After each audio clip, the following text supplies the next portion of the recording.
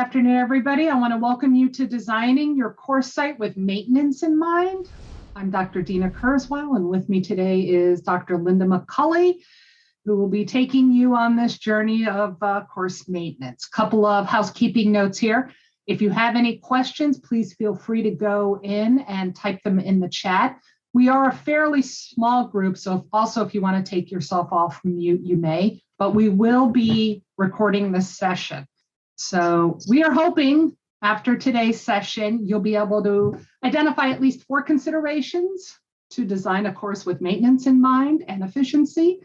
Also, we hope you'll be able to list 3 course components to consider for consistency and a positive learner experience. And then finally, update a file in a course to eliminate file bloat. So these are some of the topics we're going to address today. And bottom line, a stitch in time saves 9. And if you think about these things as you're designing your course, you will save yourself hours and hours of design time every time you teach it again in future semesters. And that will allow you to have more time to do what you do best, which is interact with your students and provide quality instruction and feedback to them.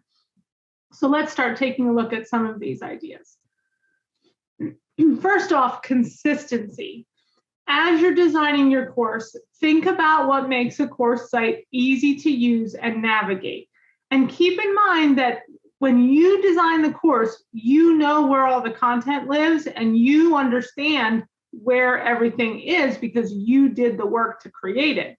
But your students were not part of that process. So by thinking about consistency, you will help your students more easily navigate the content and more easily accessible. You can make that content, the better off we'll be. So to start off, make sure you put all of the learning materials that students need, any of the content that they need in one place. And as we are transitioning over time here to Canvas, the best place to put content is in the space called modules, because then everything is in one place, regardless of the type of thing it is. And then organize that content by class, week, unit, or chapter. Now, as you're trying to decide which way to go, you might like the idea of organizing by week, but you also might want to consider organizing by unit or chapter. And here's why. If your course would change, let's say it used to meet twice a week and now it meets once a week, or it used to meet 4 times a week and now it meets twice a week. Or maybe it was a 15-week course and now it's a 7-week course.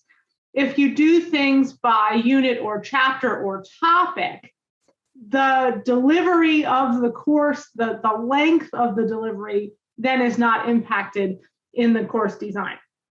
So that's one of the reasons maybe a more generic topic or unit or chapter is a good idea in case the format or pacing of your course changes.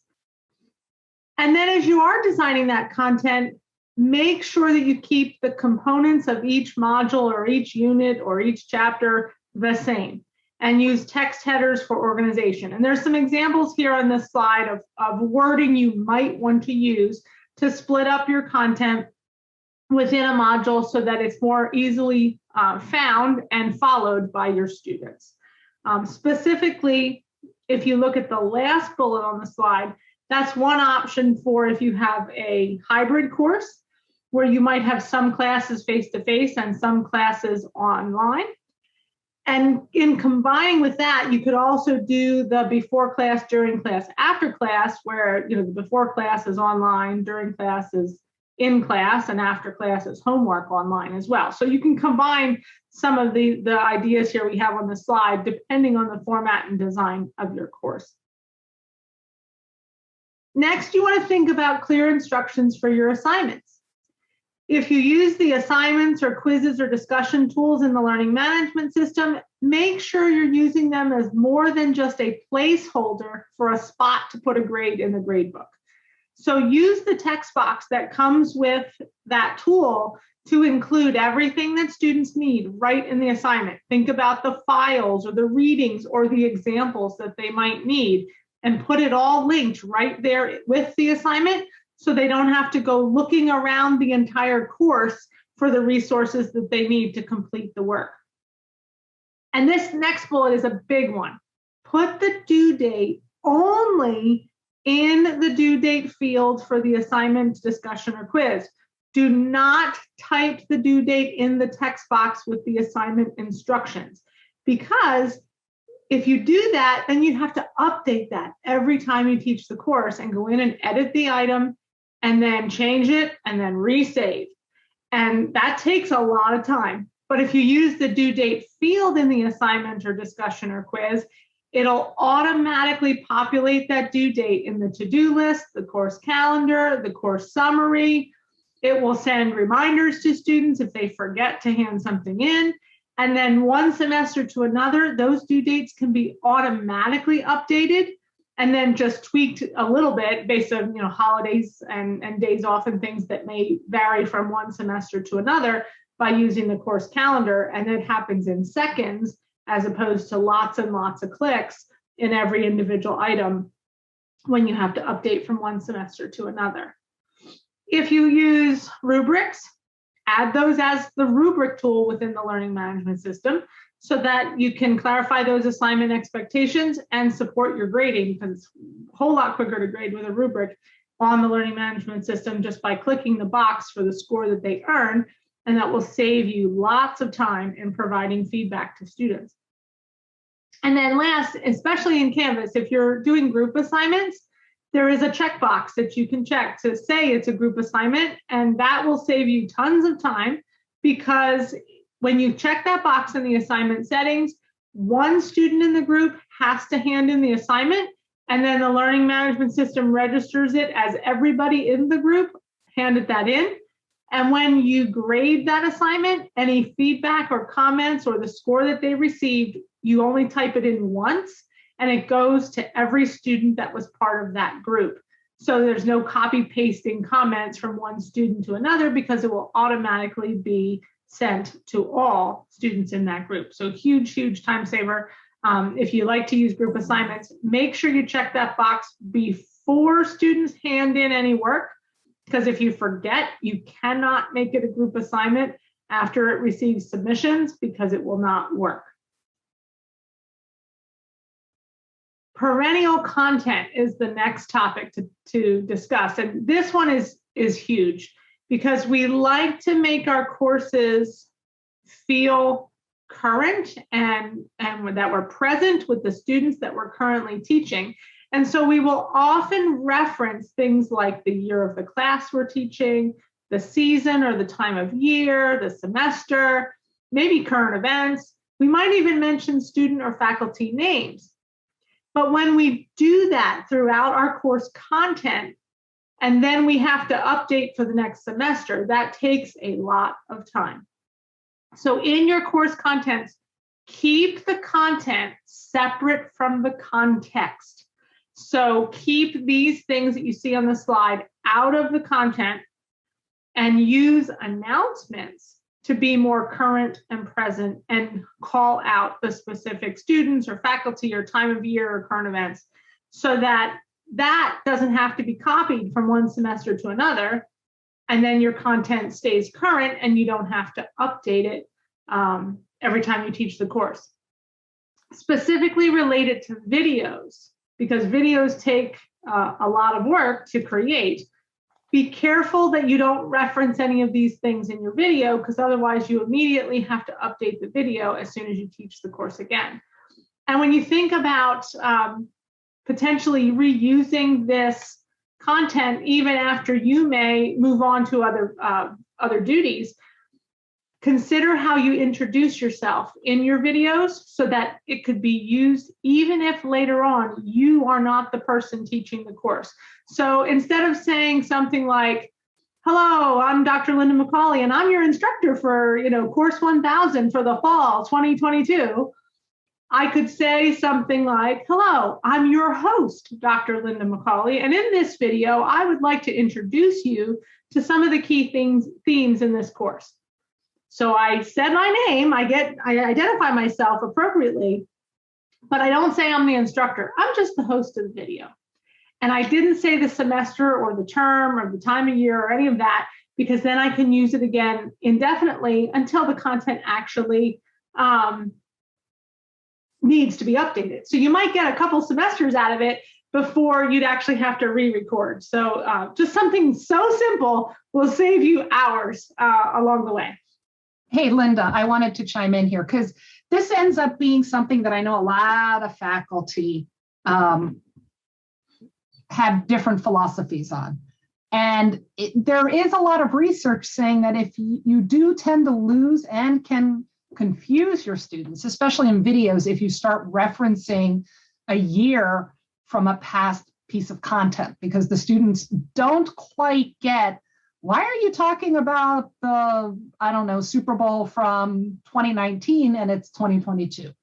And it can cause a bit of cognitive dissonance for the student to be sitting there trying to figure all this out. And so while you know exactly what you're talking about, you know exactly where everything sits, providing this kind of generic frame around it allows you to put those personal touches in other areas where you don't have to sit there and siphon through everything to go find those personal touches. You have an area for that. And especially as we move to Canvas, following these types of tips and really evidence-based practices is going to help you figure out how to have that course move on from year to year with the least amount of touch that you need to do to it. So I just wanted to add that in. Thanks, Linda. Sure. And there are moments, though, where your content might need to be updated frequently from semester to semester because the content itself actually is evolving, particularly in the medical field. So if you do have some things that would need to be updated, keep a list of where those items live in your course so that you remember to update them, because that way they won't get forgotten and run into the problem that Dina just referenced, that you forget to update something and then they're like, wait, what? Because it doesn't make sense anymore. And then I actually would recommend creating a module in your course that is left unpublished and create a page where you keep all your notes, whether it's things you want to update because you thought of another way to teach it, or you did something interesting in the class and you want to remember to do it for the future. And then these kinds of things where there's content that might need to be updated and you don't want to forget, I would just keep a note in the course itself so you don't lose it. And you can constantly refer to it every time you teach the course, but students wouldn't need to see it because it's not published. The other nice things about thinking about your perennial content is we all know faculty rotate in and out here at USIS. So especially when you have guest lectures, if you can have them identify themselves as your guest lecturer and not reference kind of the year and the date and things like that, that content is going to sit solidly within your course until that content is no longer needed. The minute that a guest faculty starts talking about a year or a time a year, you're going to end up having to redo that, especially if you haven't set up your course as somebody with guest lecturers. You also want to think about the permanence of the content. So if you do have stuff that happens and every year it kind of changes, you can develop a module in Canvas that deals with those topics and have that as a singular place to go ahead and look at all of that. Mm-hmm.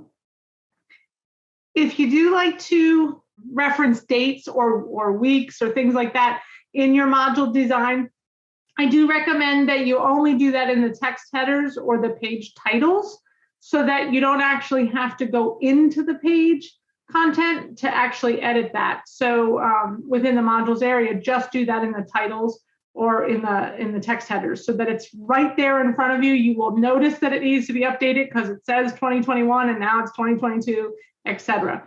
And then, as I mentioned earlier, use announcements for those timely updates or the semester or course updates that you won't use from year to year, but that are directly relevant to that specific group that you're teaching. And then when we copy the course from one semester to the other, you don't have to copy the announcements. You can leave them alone, and then you just start fresh from a new semester. So let's take a look at some examples of some of this, because just talking in words and looking at a slide maybe doesn't make it always hit home. And I'm going to use Canvas as our examples today, since we are slowly transitioning to that learning management system. And so here's an example of a course where you can see the modules area, and I've minimized some of the modules so you can't see all of the content, but you can see this one is divided up by units. And this is actually a course I've taught in the past, and it's the example I used earlier where it used to be taught 2 times a week, and then it went to 1 time a week. So literally when I had it divided up by class periods or by week, it didn't work really well, particularly because one year I had 2 sections and one met on Mondays and the other met on Wednesday. And Monday that year happened to have a lot of holidays. So my students were never on the same week's content, literally from week 1 because of the Martin Luther King holiday. And so I couldn't organize my course by week because it didn't make sense, because section A was on week 1 while section B was on week 2. So I switched it to units, and I never had to touch it again. Whether it met twice a week, once a week, whether I had 1 section or 2 sections, it didn't matter. It always worked. And you can see the module headings are where I would suggest that if you want to put dates so that you can designate timing, you can do that in these titles. But then let's take a look at some other details. If we look at this in a little bit more detail, you can see we have this module expanded, and it shows you, we use text headers to organize the content a little bit more and outline it a little bit so students knew what they had to do for readings versus in class. And then we use pages underneath those headings so that we can organize the topics that they needed to learn about. And then we can also link to individual things like an external URL, because I'm worried that that website may change, or I might need to swap it out for something else, or it might not be presented in this particular unit. I might move it to somewhere else. And I want to leave it front and center so that I remember to check it and make sure that it still works for the students before I teach again. So let's take a look even in more detail at this Unit 5. I'm going to switch slides here. And this is that same module, but broken out a little bit more so you can see a little bit more of the detail. And it's an example of how modules can be designed with content that always stays the same on a page. So here is an example of this technology integration models page where you can see this content with videos and links and text and documents and things that the students would have to consume and get ready for class will always stay together. I will always use these resources at the same time, same place, always together. So I put them on a page. And if you read carefully at the content, there is no reference to year or dates or semester or time of year or any of that. It's very just content focused. But then below, I have individual links. And here I did that on purpose. I did not put these links within a page because I knew they either might move or I might change them or I might update them. So in the case of like this URL, maybe I'll decide to use something different and I would swap it out. Or in the case of this PowerPoint, I use that during class and every year I have to update that PowerPoint because it's my lecture. So I left it there as an individual discrete item so I remember to update it. And then the last item I linked to is a document. It's a Google Doc where students signed up for a project. And I intentionally left that separate so that every year I remember to go in and erase the previous students' semester work and then leave it blank for the next group to put up their name and their topics. By putting these individual links separate in the module, they're front and center for me and for the students and much more easy to update than having to click on the page, click the edit button, make the change, click save, right? It's a whole lot quicker just to move by clicking and dragging the Lego brick to change the order of these items or deleting it or updating it with one click instead of several.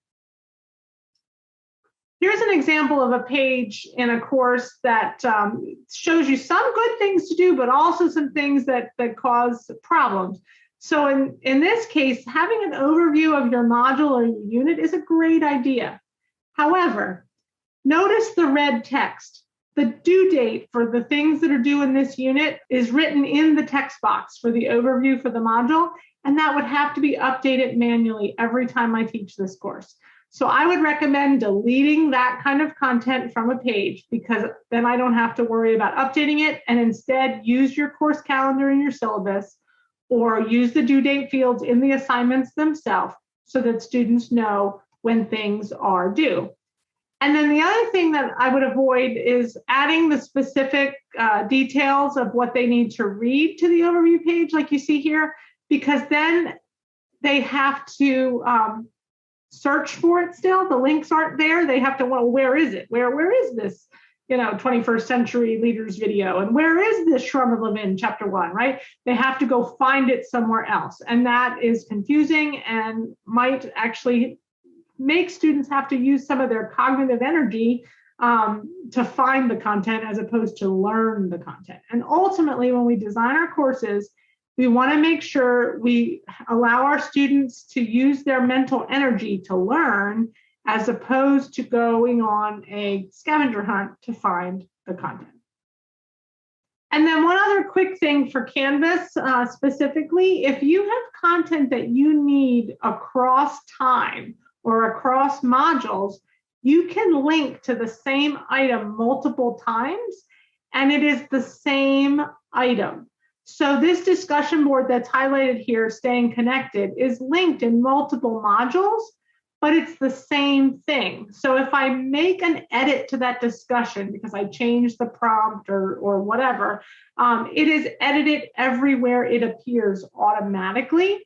So if you do have content that students need to refer to throughout a course, again, design with consistency and design with the content right where the students need it. Put that content wherever they need it, link right to it in the module because it's the same item. And if you change it or update it, it will be changed and updated everywhere it appears. And then last but not least, avoiding file problems and file bloat. So this one is huge, particularly as we're moving our content from Sakai to Canvas. You're going to want to try to get rid of some of the old content in Sakai before it gets copied over to Canvas. But then once you start working with your Canvas files, think about your naming conventions. And just like we've been saying all along, don't put dates or terms in your file names. And I know this is counterintuitive to how a lot of us think, but in the actual learning management system, don't put the dates or academic terms in your file name. Use the date modified field to be able to keep track of, is it the right file? Is it the most current file? And on your own computer in your Google Drive, certainly keep a copy that says, course 1000, spring 2021. Absolutely. But in Canvas, just call it your syllabus, because that way you can update and overwrite files easily from year to year, and you will avoid that file bloat. And the big win here, the big efficiency, is you never have to change any existing links to that file in the course because you kept it the same name. And I'm going to actually show you how to do that here in just a few seconds. But before I switch out of this PowerPoint, also think about how you're going to organize files by topic or content type and not by week or time, because then when you move things around from year to year, it doesn't matter. It's not going to mess up your file organization in the files area. But if you say to yourself, oh, I have to update that technology integration PowerPoint, and you have a folder with all your lectures in it, it'll be easier to find. Now, there is a nice search feature in Canvas, so even if you don't use folders, you'll be able to find your files. But think about the organization from the topic or content realm for your personal files in the course, so they're easier for you to find. So let's take a look at how you do this. So I'm going to switch to a Canvas Sandbox course, and I'm going to show you the files area here. And I have two examples here. The first file is kind of what we almost all typically default to, is by naming the term or the semester or the year in our file name. And I'm going to suggest we stop doing that. So I'm actually going to remove that from this course because I don't want that anymore. I don't want it there. And instead, I'm going to use something more generic like this file type, course 1000 syllabus.docx, because then every semester I can update it. And I'm going to show you in the modules area here's that link. Here's the syllabus file. Now, if you don't like that it has the .docx at the end of it, by default, it just uses the file name for the title. You can click the options menu and click edit and erase the extension and name it whatever you like in the actual course for the students. You can even type more details, like make sure you read this before the first class or something like that if you wanted to. And that doesn't change the file name. You can see it's still the same file name here. But if I want to update this for a new semester, instead of just adding the new file in here, I want to update the one that exists so I don't have to change that link in the modules. So how do I do that? I open the file on my computer, wherever it lives, or I can click the three dots and I can actually download the file from Canvas and work on editing it right from there. And then when I'm ready, I'm going to upload a new file. So once I've made all my edits, I will click the upload button. And as long as I've kept that file name the same, it says a file name already exists in this folder. Do you want to replace the existing file? And I say replace, and it will replace that file with the updates. And now you can see my date modified has changed so that we know it's been updated and I know it's the most recent version. And if we go back to modules, that link opens up the new file. Now, this is just pretend there's nothing there, but any updates are automatically done and you don't have to do anything to the link anywhere it lives within the course. Here are some references to support some of the topics that we've talked about today. Thank you for watching today's Teaching with Technology Brown Bag session. You can view all Teaching with Technology Brown Bags on the USU YouTube channel under the full ETI playlist. Have a nice day.